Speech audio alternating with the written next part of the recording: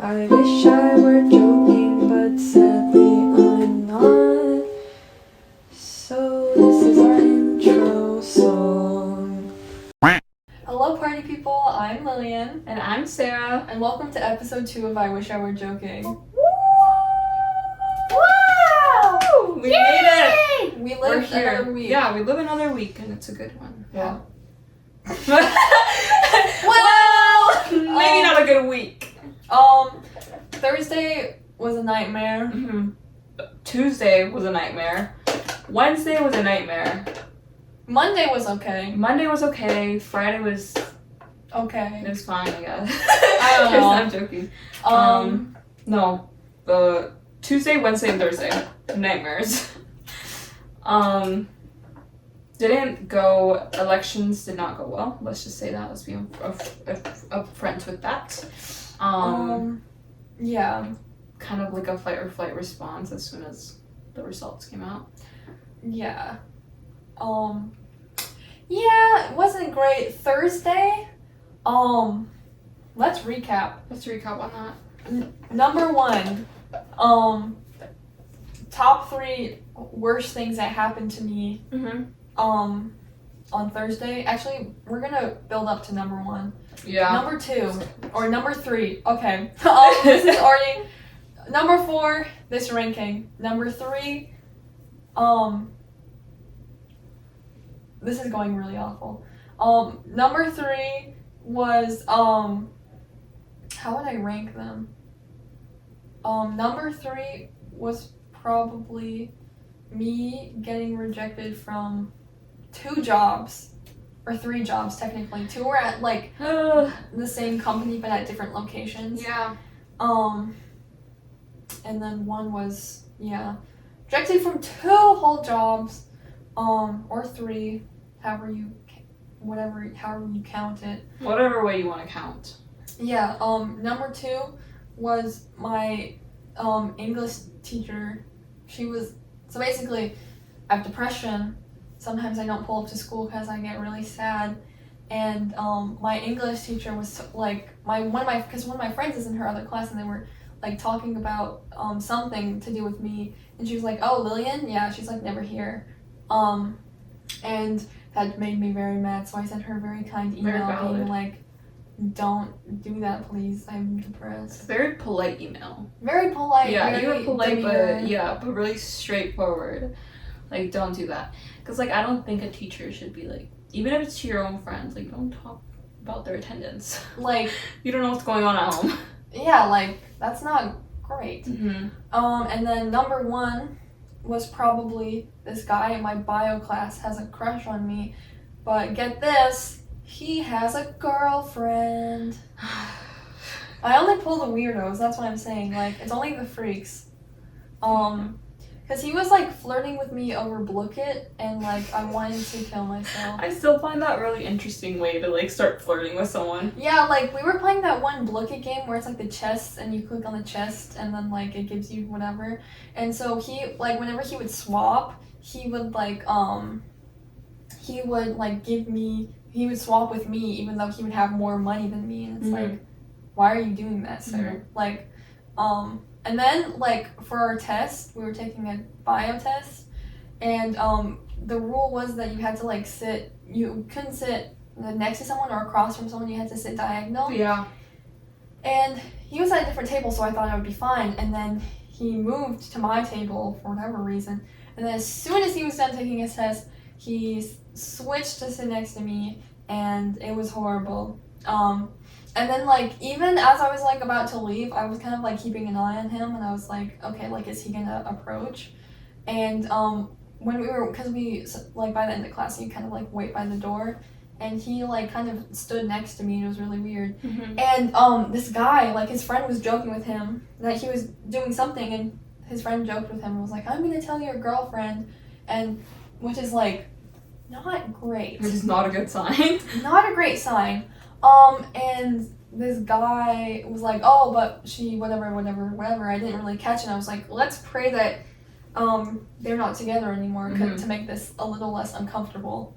Yeah, but then I looked up his Instagram, and his girlfriend's in the profile picture. Yay. So, yay. Dude, I'm sorry, but even if they did break up like that morning or like whatever, Or like, recent. yeah, like it's still not a good sign to instantly go and like flirt with like this new girl. Like, Yeah. no. Not fun. What about you? My week was very zoned out. Monday was really good. Our friend's birthday. Beautiful Alma. Yes, beautiful One of our Alma. supporters here. We love her so much. Sadly Lillian couldn't go, but it wasn't her fault. Stuff happened and it's okay. She was there in spirit. But Like my spirit was haunting me. yeah, you were there in spirit. It was a really fun day. I love celebrating my friends' birthdays. It just feels so special to be with them. I got to see like one of my friends that I rarely see, so it was very nice. I sat next to my crush, and if he watches this, we're very aware of each other's feelings and stuff. It was really nice because I get to barely see him because we don't go to the same schools.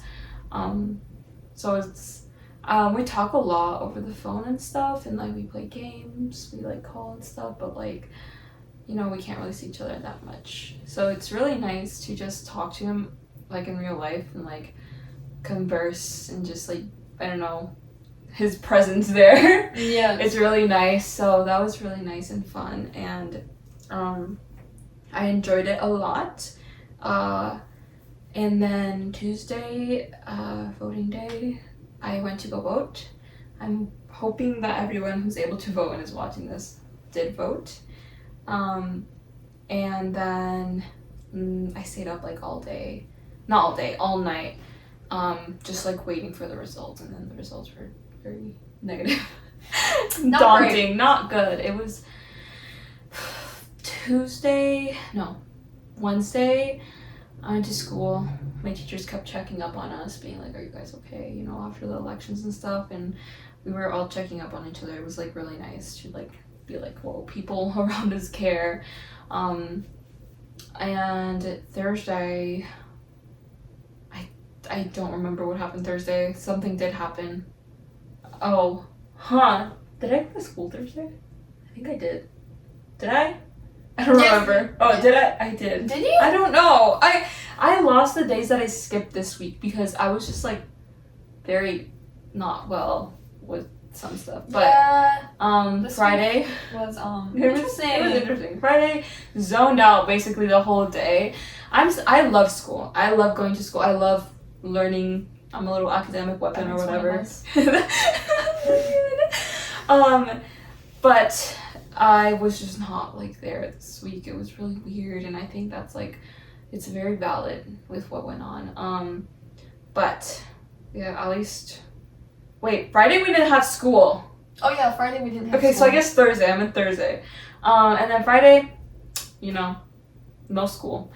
But it was a really kind of like emotional roller coaster this week, and I think that this episode, existential crisis. That's what we want to Yeah, talk that's about. what we're talking about. How do we cope? Yeah, how do we cope with that, and how do we help each other? How do we cope when it feels like the world is crumbling around us? Because, one thing I'll say, I usually say this is, if it's not good, and if it's still bad, it's not the end.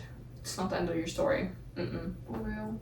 Like, it's not at all. I feel like some of us get so caught up in our brain being like, oh, like, it's going all bad, like, well, like, all that stuff, and it's like, oh no, like, it's the end, and like, I get that, like, especially with anxiety, your head is just constantly like overthinking and like overdrive and just being, why am I hitting myself? And just being like, being like in constant like overdrive and overthinking, and you're like, this is the end. Like, no, it's okay. We're gonna be okay. And what Live like life yeah, before we like continue talking, like we're not trying to like water down or anything downplay the elections, because it's not okay. Like, I know that it's gonna affect a lot of people, and I said this before, we're privileged to not be like overly worried about the election results, because that's a privilege. If you're not worried about it, that's a big privilege.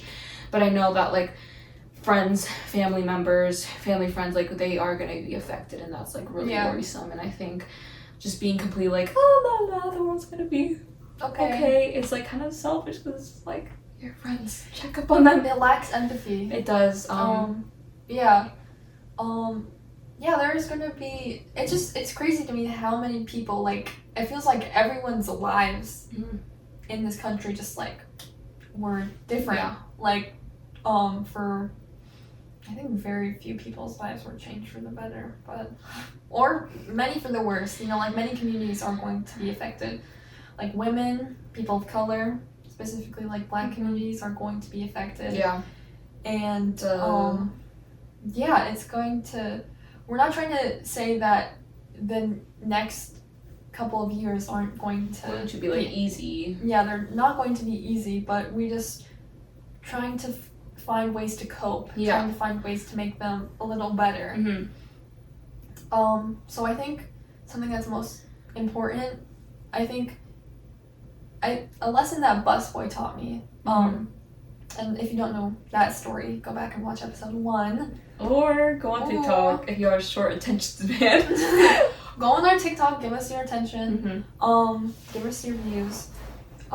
Yeah, something Busboy taught me was that, something Busboy taught me was that, I can't speak English. That it's not the last option. It's not. It's not the last. Okay, so when I liked Busboy, right?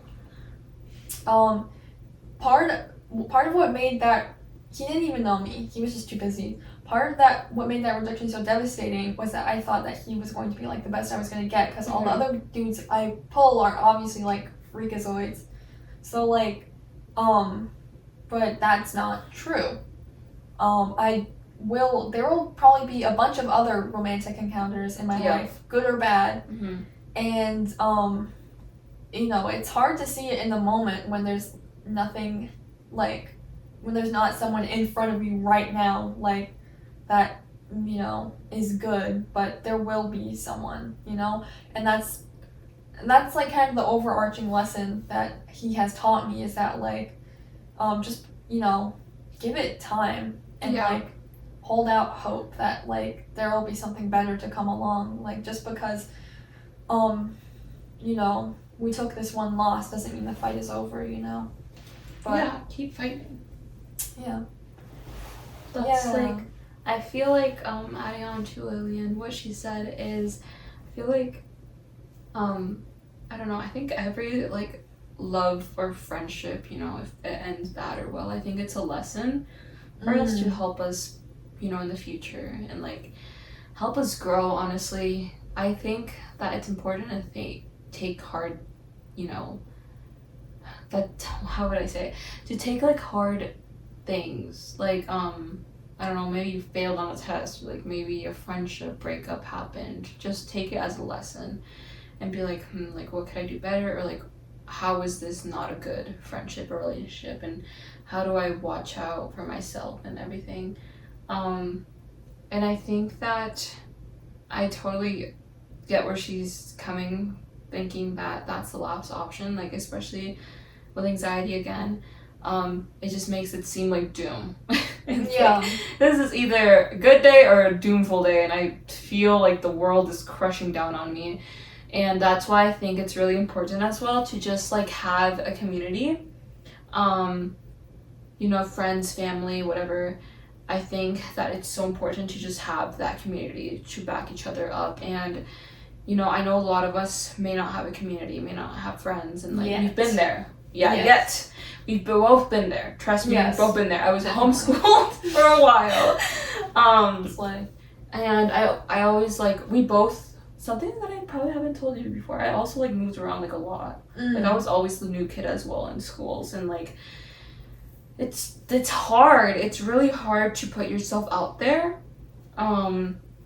Especially being a new kid, especially having like anxiety or just being shy, like it's really hard to just put yourself out there and be like to a person like, hey, like, I don't know, what's your name? Like, hey, you want to be friends? Like, it's a lot of trial and error, because like some people are just like, like really off-puttish. Some are really welcoming and like will become your friend, like you guys will connect. But I think, I don't know, finding that connection, finding that community is so important. And like, you know, if you don't have one at the moment, we're here for you. Yes. Our little podcast community. Our little circle. Our little circle. We'll take you in. Yeah, we'll take you in, and just know you always have like a friend. And if you ever need to talk, like our DMs on Instagram are open, in the comments as well. You know, if you ever have questions on things, like you're never alone. And I think that's really important when you're having like a crisis, like existential crisis. Usually you do feel alone. Usually you are spiraling down that hill being like, what's next?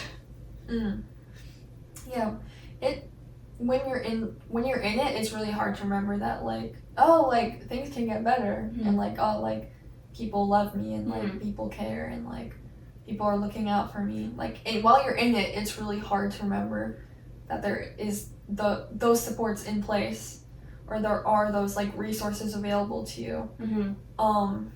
But, and I know when, you know, we're saying it, just being like, you know, saying that like there are those things available to you, or saying, you know, just like it'll get better, like sometimes it doesn't always feel true. Yeah, it's like easier said than done. Yeah, for sure. But, you know, it'll get better whether you like it or not. You know? Like, it will. So just find comfort in that like it will get better. Like, no matter what. Like, the fight is not over. And yeah, we're here. Keep fighting. Like, no matter, you know, with like the elections and stuff especially, like no matter if you feel like, damn, like this is horrible, like keep fighting.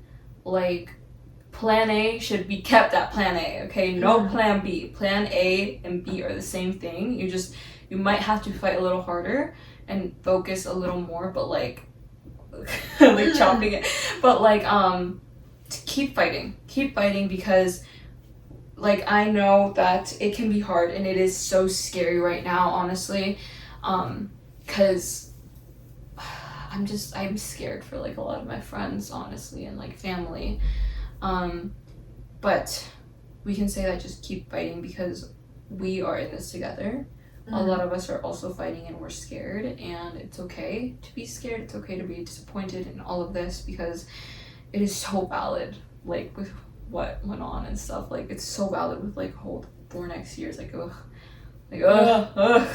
it's so valid. And I think, like, for example, like election day, like the results and stuff, like woke up, you know, Lillian posted like if anyone needs to reach out like to me because of the elections, if anyone needs to talk, like I'm here. And that's like very sweet, very, very sweet.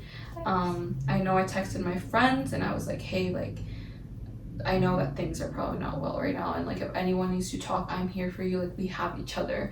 Like, our friend group, we have each other. Like, our backs always. We got our backs always, and that's like so important in times like this. And I think that trying to find a place to fit in can be so difficult.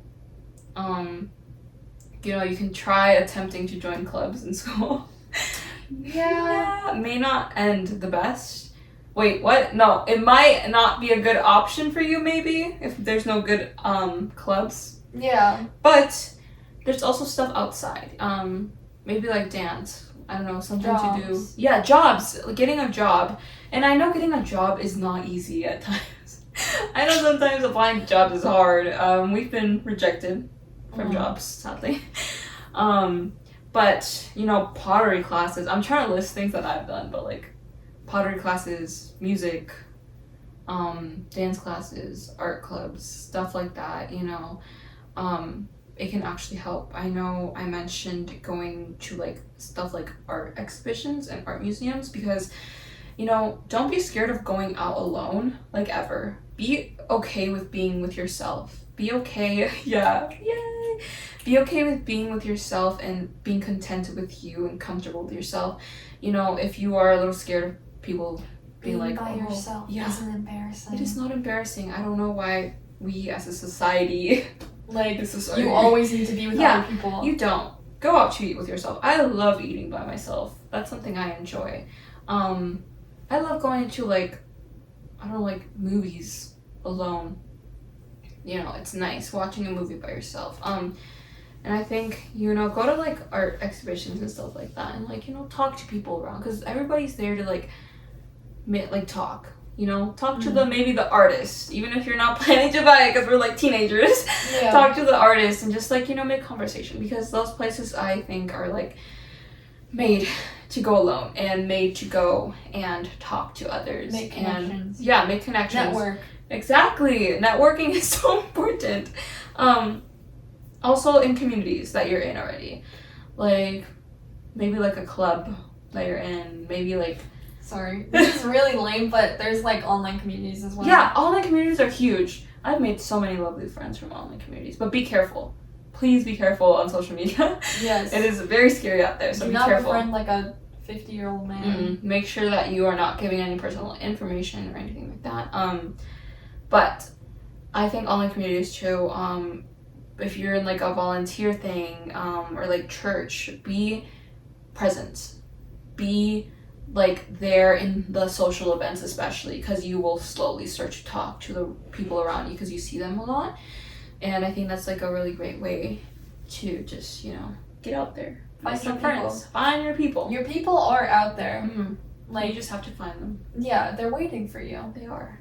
Like, I don't know, sometimes I just sit and think about like how things would be different if like sometimes I genuinely just sit and think about like what if I never approached the group? What if you were just like what if I had approached them sooner? Like what would have happened? Like sometimes you just sit and think, you know, like I don't know, but I'm glad I did what I did. Yeah, because now we're here. Yeah, otherwise we wouldn't be here. Yeah, we wouldn't be filming this lovely podcast that we care about, like, genuinely a lot. And I think it's like a butterfly effect. Like, ooh. Ooh. But I know, like, for a fact, when I first went to her school that she's going now, my previous school, I made my first friend in art class, and our lovely Momo, I don't know if she's going to be watching this, but if she shout out Momo. Yeah, shout out Momo. Lovely, like an angel to me. Like, whenever I talk to Momo, whenever I talk about Momo to anyone, like, I'm always like, she's such a sweetheart, because she is. Like, she was my first friend that I made, and, like, she was, like, just so, like, kind and outgoing. Like, we talked about, like, animes at our little art table. And we, like, were talking about, like, her art and, like, but I did have to put that effort of staying connected. Like, make sure that you're also putting that effort, you know? Because, like, yeah, people may come to you, you may come to people, but, like, show that effort to, like, keep the connection going. And, like, I kept talking to her throughout the week. She introduced me to her friends, and, like, it was really nice to be able to, you know, just have a lunch table to sit at, you know? And at first, when I first went to that school, I was super shy. I had, like, really bad social anxiety, and I still do, but just getting myself out there did help, because I did meet really lovely people. Like, if I gave up on making friends because it was, like, hard, I wouldn't have met, like, Lillian, and, like, literally my whole friend group. Like, I wouldn't have met any of them on a beautiful field trip. Field trips are such a great way to make friends, actually.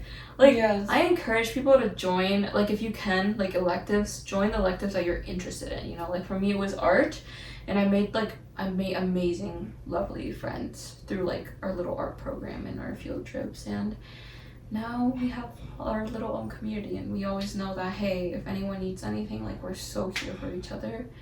And I don't know, our friend group is very not exclusive unless you are, you know, a freak.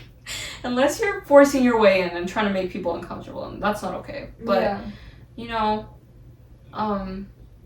just try and get out there and find your people, and no matter what age you are, like, don't be embarrassed about maybe not having many friends or, like, anything like that. I think society has made us think so many things of, like, oh, being alone is weird. Oh, like, having just a couple of friends is weird. Oh, like, blah, blah, blah. You have to have a large circle and stuff like that. Like, that's not correct at all. Yeah. Sorry, didn't I cut you No, off? I just no, like it's okay. I just think about that a lot of like, cause for many people, right? Yes. Because people do move, like people do switch schools. I know where we are, it's like open enrollment is a thing that people do. But sometimes I just think about like people oftentimes like they will be at the same school like since kindergarten. Yeah, like the same like district and everything. Like they will know these people for like their whole lives, like since the womb, like fresh out of utero, and like they have their whole like friendship circle, and it's like okay, like some of us aren't new. Some of us are new, like some of us like moved from a different state, like we both did. Yeah, but I don't know. Sometimes I just think about like college will be like a fresh start. It will. Like we're like it kind of evens the playing field. We're like from day one. We're like you're not entering, because sometimes when you are the new kid, it can feel like you're intruding, or like you're entering something that's that very like common. You're entering something that you like shouldn't be, because like people have already established like dynamics and whatever. But I don't know, like I think something like having that kind of confidence, or like having that like fake it till you make it, where it's like kind of, I deserve a place here. Because you do. Everyone does. Everyone does. Unless, questionable. But that is like very important, and I do get it where you feel like you're intruding. Because like a lot of my friends, like a lot of our friends, they've known each other for so long. Or they've had friends that they've known for literally so long, and we're like, we both just like entered the school, and like these people have known each other, like everybody knows each other's last names and like full names, and when they talk about someone it's like their full name, and they're like, do you know like blah blah blah, and I'm like, who? Like I can barely remember their first name. And I think it can feel like sometimes like kind of like oh everybody's so much closer to each other than they are to me, and like it feels kind of like, I don't know, maybe like lonely. But like I don't think, like at least for us it's not the case. Like, our friends never make us feel like any less special or anything like that, because they're all very nice and kind and caring and wonderful people, and I feel like I say that like every episode. I'm like, I love my friends, but I do. They like genuinely care for us so much, and we care for them too. And I don't know, I feel like during this time I feel just kind of like bad, or like it's worried for the people who don't really maybe have like a community to like lean on, and that's why I'm just always like trying to urge and like trying to give people like advice on how to like put yourself out there. But that just, I don't know why, but that brought back like the core memory. It brought back the core memory of like when I was like really emo in 6th grade, because I just moved here and I didn't know how to talk to people. Because when you're because I'm like more of a professional new kid now, because I've been like she's got a degree in this. Yeah, like I've been in and out of like, because I'm like, and okay, sorry, this is like I have so many things to say. I don't know where to start. Speak your truth, queen. Okay, so first things first, like I'm like professional emo, like clinical grade like depression, like that has sent me to like numerous institutions, inpatient, outpatient, day treatment, almost went to residential. Like they were like, you should consider residential, and then we're like, no thanks, and I didn't go. But yeah, I've been to a lot of places, met a lot of people. Like, I don't know, something about the system like bonds you. But anyways, aside from that, professional new kid of like just meeting people, and I'm losing my train of thought. No! Bring back meeting new people. Professional, getting out there. I'm trying to throw keywords to like be like. Professional new kid. Mm-hmm. I am a professional new kid. When you're a new kid, like when you're a newbie new kid, you at least when I was in 6th grade and I just moved here and I was like, oh, people are going to approach me because I'm the mysterious new kid and people are going to be curious about me. And then no one did. And then no one did. Mm-hmm. And I think the only time that has literally ever happened to me was T. And if you don't know him, you have to go back and watch episode 1. Yes. Or you can check it out on our TikTok, the TikTok series. But yeah, that doesn't really happen. So as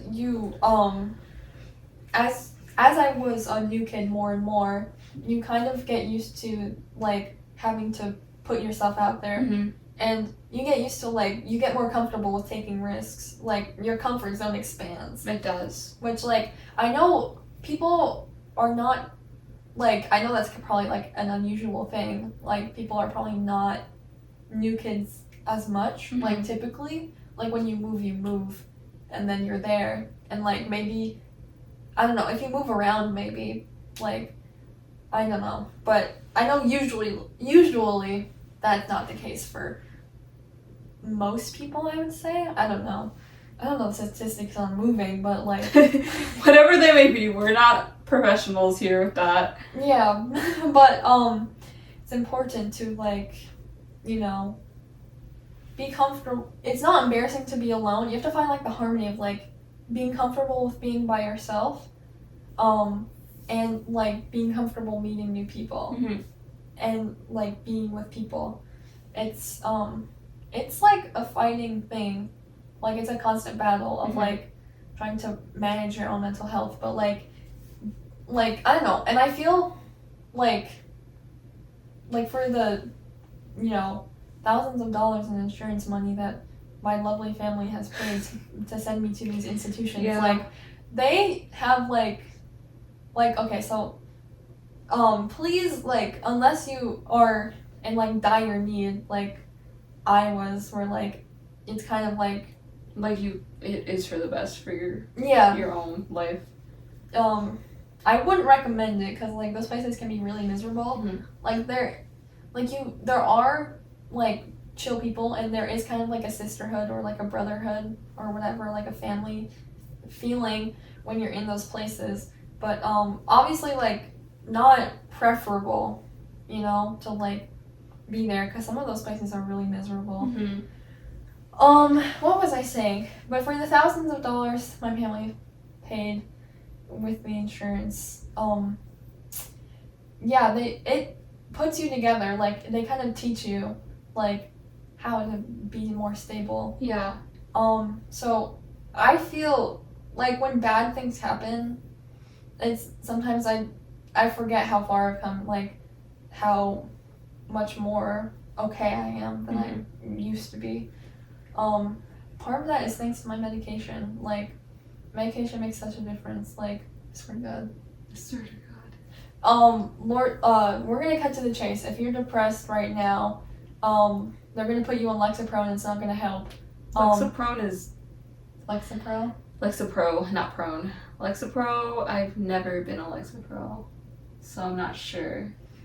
But for me, Lillian has experience. If you're me, we're gonna cut to the chase. High past me. They're gonna put you on Lexapro and it's not gonna help. And they're gonna put you on ADHD medicine and it's not gonna help. It's gonna lower your blood pressure dangerously. It's gonna make you sleep all the time. It's not gonna help. It's gonna make you feel like you're getting fucking high. Like genuinely, like it gives you like this rush that's like weird. Like, and it's like genuinely like debilitating and like overstimulating if you don't have ADHD. Yeah. But Zoloft is what's gonna help you. So that's just if you're me. But everybody else, you're on your own. Yeah. So, I feel like for me, I've never like been medicated as not yet. I have ADHD and I've had ADHD while I was diagnosed since I was younger. Not that I didn't get medicated. That like messed up so much actually. But since I was little, and I've been open about this since I was like in elementary school, I would go to like counseling and I would go to therapy because I was depressed. as a little kid, because a bunch of issues, family issues. And I would go to a lot of counseling, and I think that honestly, like right now I'm like looking into like, you know, medications and like being medicated and like doing that whole process. And because we're both twinning, we're both clinically depressed. Yay! And anxiety, at least for me, I was diagnosed with social anxiety. Me too. That messed me up so bad. I have social anxiety. It's so weird because they get so like, I don't know, they can be kind of stingy with their labels. Like, oh my god, literally. Like they're like, you have so many problems, but these problems aren't quite bad enough to be like we're not this. gonna diagnose you, even though you're like literally like crying, shaking from anxiety in the mornings because you're like scared to go to school. Yeah. Or like you don't want to get out of bed because you're like so depressed and you genuinely just feel dreadful. Like, no, we're not gonna put a label on that. It's not that bad. It's not that bad. And I don't know. Like that, for me, it took me literally years to get diagnosed with anxiety and OCD. It took me so long because they are like stingy about it. They're like, well, like I don't know, like maybe it's this, maybe it's that. And I'm like, ooh, until I found the right therapist and psychiatrist at last. Yeah. I don't know, and it's like it's been a journey because sometimes I just wonder how, because I have a processing deficiency, like learning. I think I talked about this in the last episode. Processing disability, like processing deficiency, learning disability. It's like real low. So like I'm basically slow. That's what I just say because it's like people.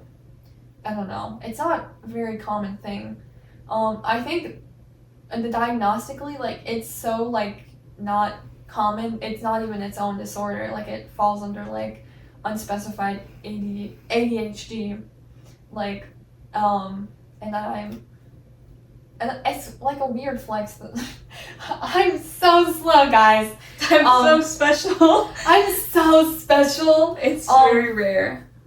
Yeah, but I feel like I have to like go through the rounds of like explaining it because no one fucking knows what it is. And it can get like tiring. Yeah. Yeah, like having to explain because like everybody's like, oh well, it's like ADHD. And you're like, no, it's not that. Yeah. And sometimes I just feel like I have to like clarify that like, guys, I'm not incompetent. Like, because one time I told someone, and like I told one of my friends, and she like.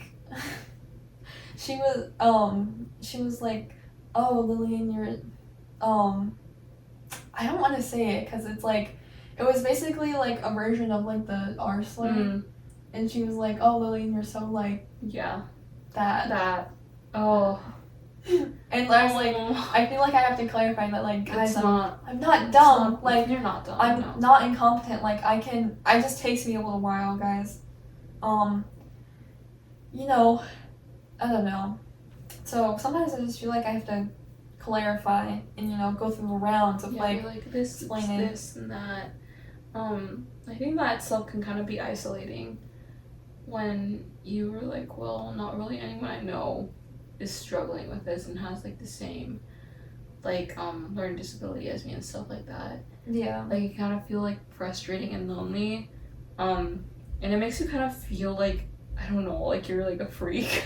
Like I know that's how I felt with OCD when I first like didn't really like understand, like comprehend the whole aspect of it. Real. It genuinely felt like I was going crazy. Like I was so scared. Like I know last year and like the previous year before that, that's when my OCD was horrible before I got diagnosed and like understood and coped. Sorry, that's another thing is like they always test. Okay. Like I was really depressed. They put me on Lexapro, right? And then I was promptly sent to outpatient. Because it was not really getting better. And they tested me while I was medicated, and they were like, yeah, like, you're showing, like, tendencies or whatever. But like I was medicated, so like I don't know. And that's the thing, like they always test you when you're medicated, and like I don't know. And I feel like that alters the outcome of like. It does. If I was like not medicated, I would be so much more of a tweaker. Like I would genuinely be like I'm like a different person unmedicated. Like it's crazy. Like you change, and I think that's something a lot of people get scared of, is that like when I go on medication, I'm gonna be different. But I've heard that a lot with people being like, I'm gonna like lose my spark or something like that. Yeah, girl, your spark is being fucking insane. Yeah, girl, your spark is not being able to get out of bed because you genuinely just feel like an impending doom. Yeah. Like as soon as you wake up. Your spark is like you thinking you're like a serial killer for your intrusive thoughts. To die. Like, girl, that is not your spark. That's that not. Is like your symptom. That's your symptom. That's a disorder. Yeah, look into getting medicated. I know a lot of people probably watching this can't get medicated yet, maybe because like their family like isn't like for that, and like that's another topic that we could kind of worms. Yeah, like maybe into the family episode. How to deal with mental health when your family is, you know, maybe not the most understanding and accepting. Yeah, it like with my family, it took a hot minute for my parents to like click that like, oh my god, like this is serious. Like she's not kidding around. Like it's not like Lillian's being emo and wants. It's just like it's bad. Yeah, and I always get like I always get kind of like it's hard to explain. There was this one Thursday incident. You know what I'm talking about? Like where I got kind of nervous that like, oh, people are gonna think I'm doing this for attention, and like it was because like fundamentally rooted in my like mental health journey or whatever was like my parents didn't really, which is not their fault, but like it just felt like no one really like took me seriously, and like I thought I was like doing it for attention, or they thought I was like not, like it wasn't real. But it is real, you know? Like I'm not playing around, you know? This is not a joke. Cut the cameras. I wish it was. I wish I was. I wish we were joking. I wonder. They said the thing. But I feel like it can be so. I think for me it made it worse when I was like, my family's not gonna believe this and they're gonna think I'm crazy. Yeah. You know, but I know that there was like a time when my like anxiety and depression got so bad that my mom was like, she just didn't like. She was like, this is not you anymore. Like, that's when, like, I first, like, got to therapy again. She was like, this is not you anymore. Like, I would be crying to her about stuff and, like, genuinely be like, oh, I'm scared. Like, it would just be bad. Like, I couldn't even make it through a whole day in school without, like, calling one of my parents and being like, can you please pick me up? Been there. Yeah, and it's something that even when I went to, like, your previous school, and even now, like, I am better. Like, I'm gonna admit I am better, thankfully, because, like, support that I've gotten in, like, therapy, and, like, I haven't been on medication, but I've been on CBD oil, which helped with my anxiety and a bunch of other stuff. But there is still a lot of days that I'm not really open about this with friends, because I'm just, like, I don't want to seem like, I know I'm not saying that you're an attention seeker for saying this at all or experiencing this, because you're not. Like, it's just my, like, insecurity within myself, with people thinking that I'm crazy. But I will genuinely be, like, maybe sitting in, like, stats class or, like, maybe, like, chemistry, and, like, it's literally, like, my second, third period, and I'm sitting there, and I'm like, should I go home? I literally, like, there's been so many times where I've had, like, bad anxiety, and I've been, like, I don't know, on a random day, I'm just like, I call my mom and I'm calling her and I'm like shaking. I'm like, Mom, like, please come pick me up. Like, please, like, I can't do this. And like, she always like does. She always, oh, I love my mom. But she always does. She ends up coming to pick me up. I know a lot of my anxiety attacks are triggered because of like my fear of throwing up. Emetophobia? Yep, emetophobia. Like, I know there's a little times, because this is cause from my anxiety too, where like my throat is very dry, or like I have like a weird sensation in my throat, whatever, and I like instantly start panicking. Like I'm panicking. Like I'm literally like, Sorry, that you finish your thought. That just reminded me of something. Okay, I was gonna say real quick, I'll be panicking. I'll be texting like my friend, like my closest friend, and I'm like, I feel so like horrible right now. Like I'm like literally like shaking it. I'm not like dumping this trauma on them or anything. I'm just be like, cause they're always like supportive of me, cause they know and they understand like my fear, and they're like, it's fine, like, you know, you're gonna be okay, like, and like I'm just waiting for my mom, and she's like 20 minutes away, and I'm just like, please hurry up, like I think I'm gonna puke, and it's just like, I'm sorry, trigger warning if you have Emetophobia. Yeah, emetophobia if you're throwing up. But I'm like, oh my god, I'm scared I'm like actually gonna puke or something like that, and it doesn't happen, okay? It's genuinely so, like, I know a lot of people don't understand this fear, and like maybe might be like, oh, like you're scared of throwing up, like that's such a normal, get you. Yeah, that's like such a normal bodily thing. It's like, you know, going to like poop. And I'm like, it's not the same. It's not. It is so horrifying. Oh my god. So scary. So scary. For the longest time, no, because that's like genuinely like kind of, I don't know, not like, it feels kind of validating to know that people have phobias, because It does. For the longest time, had like like it's been getting, like now that I'm medicated, it's been getting better. But for the longest time, I had this like insane like phobia of choking. Like genuinely, like some days it was like hard to eat, where I like have to like stop mid meal and like I can't do this. Like I can't get through this. Choke. Like genuinely, my mom used to have to like crush up my meds because I would have to like and take them with like applesauce or something, because I was like genuinely like so fucking scared that I was gonna choke and die.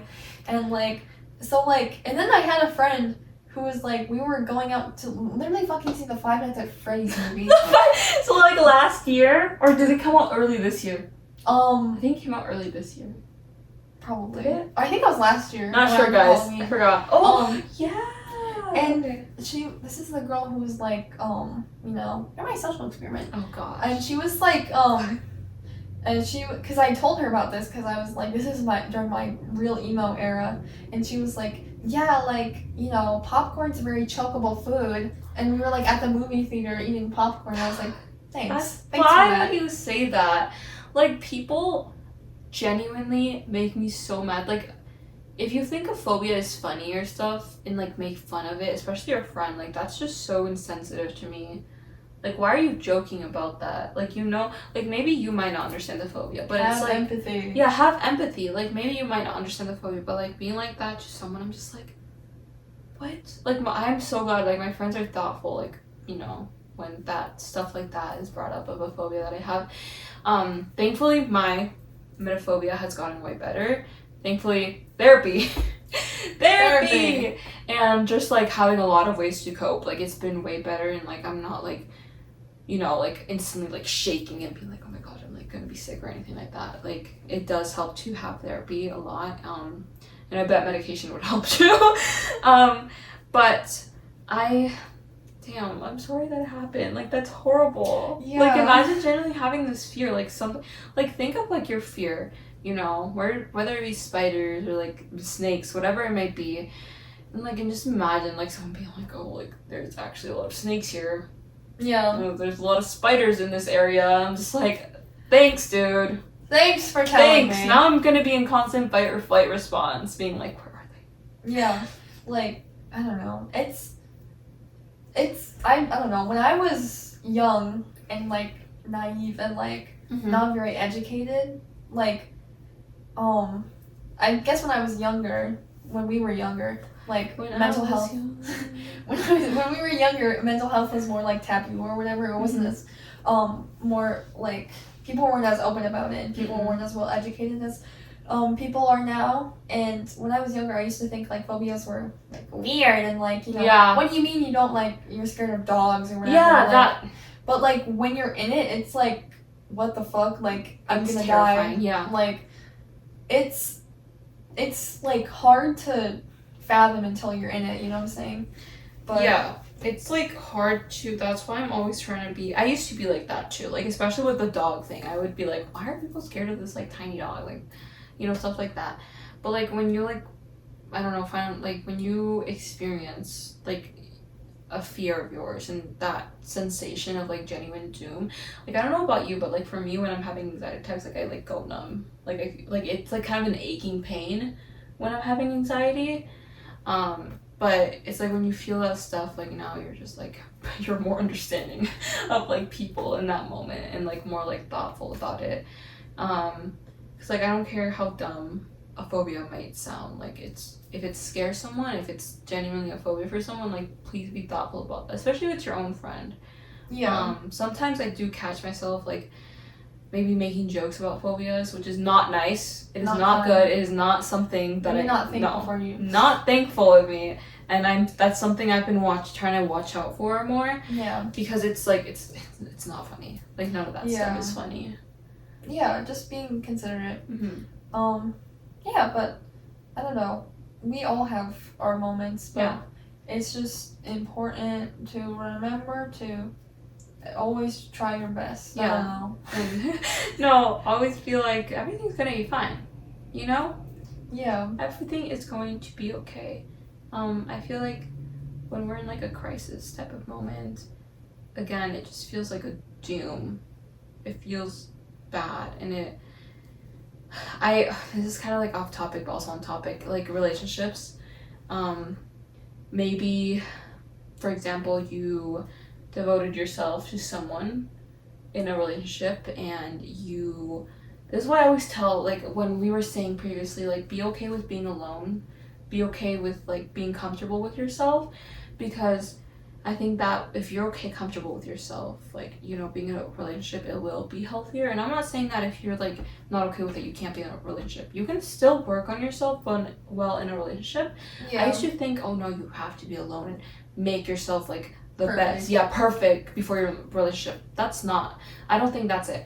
I feel like as long as you're with someone who is good for you, someone who brings you up and uplifts you and doesn't bring you down, I feel like it is completely okay to, you know, be in a relationship while you're struggling. But also, I know a lot of us, I've been on both sides, a lot of us with mental health, we may not be the best, like healthiest to be in a relationship. Like I know past me wasn't. I know present me, I'm more aware of myself, be like I'm good to be in a relationship, like I'm doing better for sure.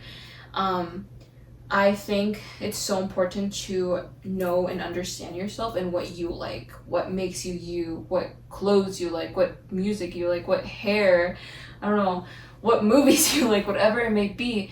Because sometimes we may devote ourselves so much to someone, to the point that when that relationship or friendship ends, we're so lost. It's like an existential crisis there, because you're like, who am I? Yeah. Like I completely lost my sense of like self and like what I like, what I enjoy, what makes me happy, because you're so like maybe you're constantly with that person being like, oh, what makes them happy? What interests them? And like that's just so sad to me when that happens to people. Like I know that past me would have been like that.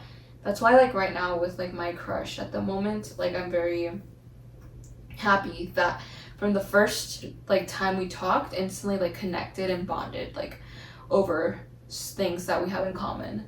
And you know, when I first met him, it was just like a friendship type of thing, you know, and then eventually at some point, you know, but years in advance, I'm joking, we started to like each other. Whoa. But from the moment we met, we had a lot in common, and that's why we ended up like clicking, like, and like even now we have like a lot of common, like music, taste in fashion, taste in aesthetics, like you know, Kuromi. Oh my god, I know. keep forgetting to bring my Kuromi hat. You need to bring it. He needs to wear it really bad. I need to see a photo of that. But we both enjoy the same. Is that the other hat? Huh? Other hat? The other hat? Which hat? Inside joke. Inside joke. But I think that it's just like, I really love how with him it's so easy to talk to him, and like we both like, I don't know, we like our little like it's my ADHD for him. I don't know what it is, but his special interests are like cards and stuff like that, and we both bond over that because What a loser. because my mom's boyfriend is a mechanic, and like I started to learn more about cars when they started dating, and I found it like really interesting. Especially Japanese racing cars, drifting cars. I love, but we also just have a bunch of like shows in common, music tastes in common, which for me is a major thing. I freaking love music. But I think that that's what makes me happy and more like, I guess, not secure, but like content.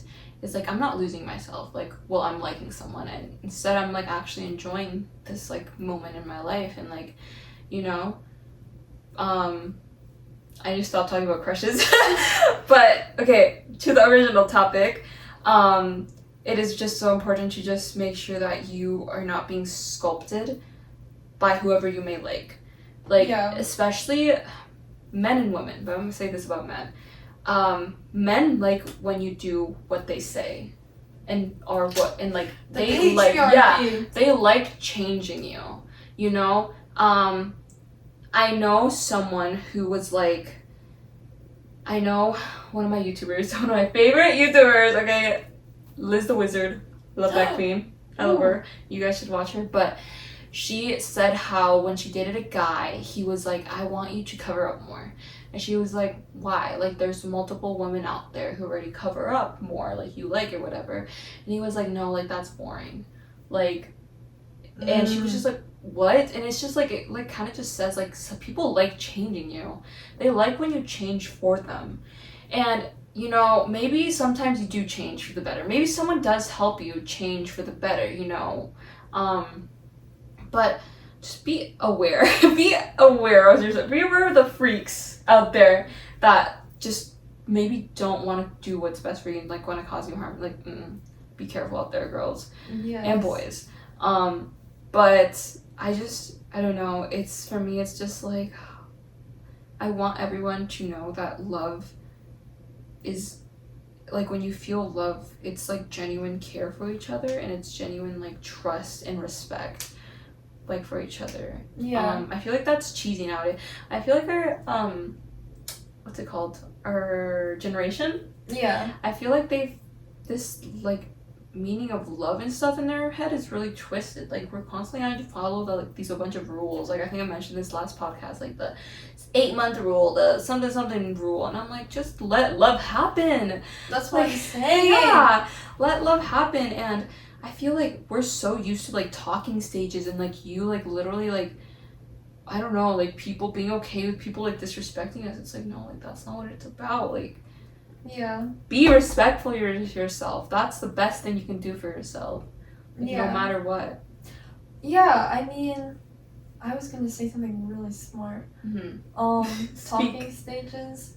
That's a very heavy topic. That's talking stages. What were we talking about? Talking stages, respecting yourself. Like if they don't like you for who you are,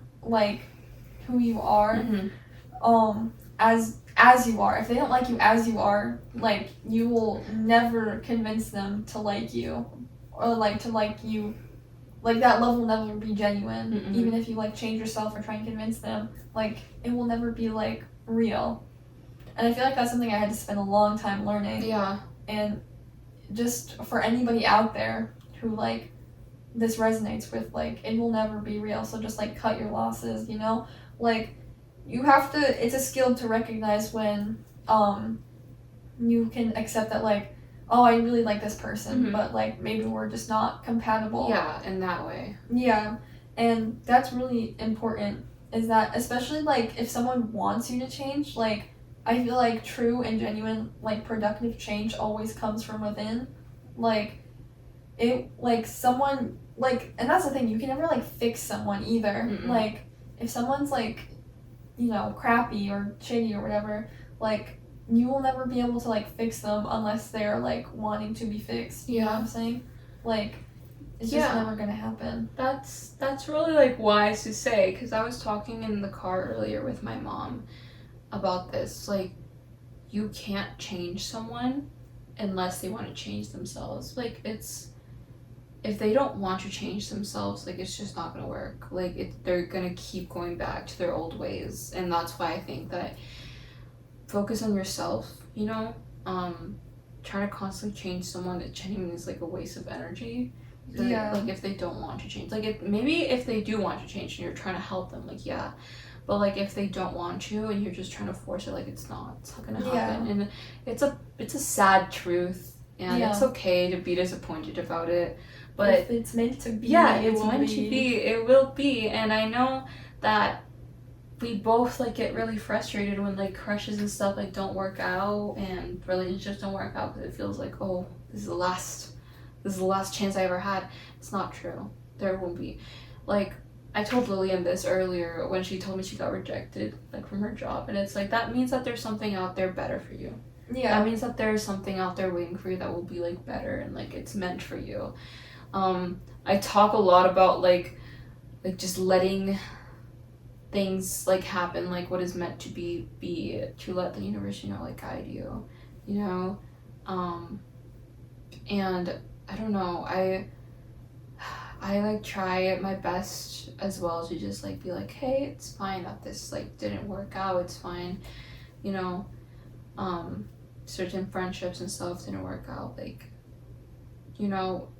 it means that there's better people out there for me. Like right now I'm going through like a friendship breakup, I think you would say, with one of my friends. Mm-hmm. And we haven't talked in like a month, but they like keep viewing my stories and stuff. Wow. And it's just like, like I don't even know if it's a friendship breakup yet because we haven't even talked about it or anything. We haven't talked in a month, but like it sucks to look back at things and be like, whoa, this would have been a good friendship if it weren't for like, a bunch of like differences and stuff. But I think it's important to just let it go and realize it may feel lonely at first, but then you're like, hey, I'm gonna find better people. Like maybe this is my time to, remember and realize, hey, like I deserve this or that. And not end up falling in like this rabbit hole of like, oh my gosh, I'm the worst person ever. Like what? Like it's my fault this happened or whatever. Yeah. Because some things sometimes are just out of your control. Yeah. I don't know. I think when you are like, I don't know. It's when you're feeling lonely. I guess for me, because I'm a very hobby-oriented person. Mm-hmm. I've noticed. I love that about you. Yeah. I love how much hobbies Lillian has. I draw. Yeah. I write. Mm-hmm. I can sew a little. I can ukulele, guitar. Can cook a little. Can bake a little. She can make a steak. Yes, I can. My family enjoyed it. What else do I do? I do other stuff, I promise. Come on. I was almost into sports, or I wanted to do a sport for a little bit. Yeah. Or I was into running for a little bit, and then I gave up. That's okay. Yeah, not everything is gonna click. I tried crocheting, and then I was like, I hate this, and then I stopped. Crochet. You can have my yarn. Actually, guys, you just have to make me stuff. I will. I'll make you stuff with the yarn. I promise. The first thing I make with your yarn, I'll give it to you. Yeah. Because I was like, I need to make a fairy hood, and then like I was like, it just flopped. That was me with sewing. I need you to teach me how to sew. That's something I'll need. But, I think when I like wasn't really like active with like, I didn't really have that much friends, I also started to make a bunch of hobbies. I think I'm more like interest. Like I started to get a lot into like my interests, like K-pop. Oh my god. Yep. K-pop. Yeah, the reason why I started learning bass is because like I kind of just like I was like a little bored. Like, it's only been some couple months. I have my friends that I have now. I had my friends that I have now. But I think I was just like, I need to pick something new. Like, cause I know that I think I was trying some other hobby out and it didn't work out. So I was like, let's start the bass. I know I've been wanting to learn like pottery. Pottery. I can play the piano, but I haven't played it in a while. But I played it for a long time. I like crocheting. My yarn. I'm gonna get her yarn. Yay! I love one thing I do love is journaling, and Ooh, I do like yeah. I like making songs. I can't make poems, which is odd, but I can cook up some Poetry songs. is hard. Poetry is very difficult. That's why when I look at your poetry, it like hits me. I'm like, this is so good. Thank you. I don't know. You're just so special. Like with like your words. Thanks. Like the few poetry like pieces that I have seen from Lillian, like they're like, You should read my collection. I want to really Guys, bad. I wrote a poetry collection. I think we should see a peek into that. Oh yeah. I think she should do slam poetry. Cole really wants to. I think you guys both should. I would for sure go. Mm. Cause that just seems so lovely to me. And then, like, my old friends used to be like, slam poetry's so lame. Mm-mm. And it was like, okay, that hurts Okay, my haters. feelings. That hurts my feelings a lot. Hey haters, no, slam poetry is an amazing way to get your like poetry out there, your creations. That's why I'm like, you need to do it. Yeah, untapped market, not gonna lie. But, yeah. Okay, so basically, In summary. in summary, I know we probably got off topic a lot in this video, like in this podcast episode, but we're improving. Okay, we're slowly learning what we have to do before every like episode and like the planning and stuff. So like, thank you guys for just like sticking out here and, you know, being patient with us and our little like messy little like conversations. Clumsy, cozy. Clumsy and cozy, we love that. But thank you for being so like patient with us, and Yeah. to anyone that has been showing support in any way, like we're genuinely so happy about that. Like me and Lillian. Thank you. I We know. love you. We love you. Like sorry, what were you gonna say? Oh, I was just gonna say, like, about the whole topic of this video, Mhm. existential dread.